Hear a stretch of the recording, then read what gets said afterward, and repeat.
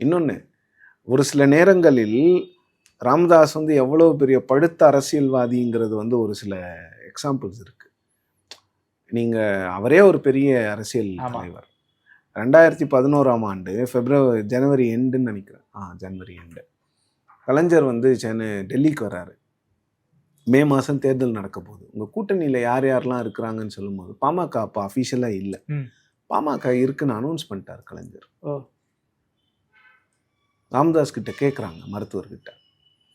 அவரே அனௌன்ஸ் பண்ணிட்டா அப்போ உண்மைதாங்கன்னு சொல்லிட்டு போயிட்டார். ஆனால் அவரை கன்சல்ட் பண்ணல. இதுவே வேற யாராவது இருந்தால் அது ஒரு இஷ்யூவை எஸ்கலேட் பண்ணியிருப்பாங்க. நிச்சயமா. ஆமாம். பார்க்கும்போது சொன்னார், என்னை கொஞ்சம் கேட்டுட்டு நீங்கள் சொல்லியிருக்கலாம், ஏற்கனவே பேசினது தானே, அதை என்னத்தை புதுசாக உங்களை கேட்குறதுன்னு அவரும் இவரும் சிரிச்சுக்கிட்டே பேசி அந்த விஷயத்தை கடந்து போயிட்டாங்க. Okay okay. அது எதுக்குன்னா அந்த பொலிட்டிக்கல் மெச்சூரிட்டி இஸ் வெரி, ரெண்டு பேருக்கும் இருந்துருக்கு. அதை இஷ்யூ ஆக்கணும்னா இஷ்யூ ஆக்கிருக்கலாம். என்ன எப்படியும் சேர போகிறோம், நாம் அனௌன்ஸ் பண்ணுறதா அவர் பண்ணிட்டாரு. அவர் தமிழ்நாட்டின் மூத்த தலைவர் பண்ணிட்டு போகிறாருன்னு அவர் கேஷுவலாக அவர் கடந்து அவர் போயிட்டார். ஓகே. அதுக்கு ஏதாவது அதை மனசில் வச்சுட்டு ஒரு 2 சீட்டு எக்ஸ்ட்ரா கேட்டிருப்பாரு, கொடுத்தும் இருக்கலாம்.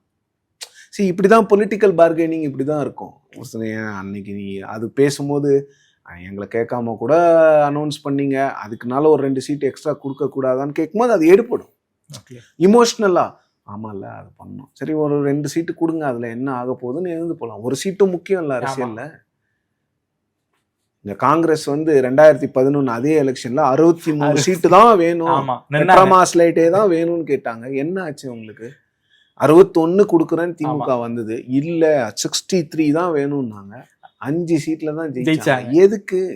அதுக்கப்புறம் கூடா நட்பு, பொலிட்டிக்கல் அப்மேன்ஷிப், கூடா நட்பு கேடாய் முடியும், இதுவரை காங்கிரசுடன் கூட்டணியே இல்லைன்னு திமுக தலைவர் சொன்னது. ஆமா.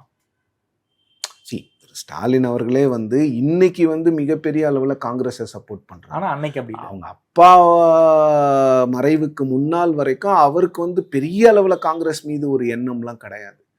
அந்த பாஜக எதிர்ப்பு தமிழ்நாட்டில் இருக்குதுன்னு அவருக்கு நல்லா தெரிய ஆரம்பிக்கும் போது, அவருடைய தந்தையும் மரணம் அடையும் பொழுது அந்த காங்கிரசினுடைய முக்கியத்துவம் அவருக்கு புரிஞ்ச பிறகுதான் ராகுல் காந்தியை அனௌன்ஸ் பண்ணதெல்லாம் கூட அவருடைய பொசிஷனை இங்கு ஸ்ட்ரென்தன் பண்ணிக்கிறதுக்கு தான்.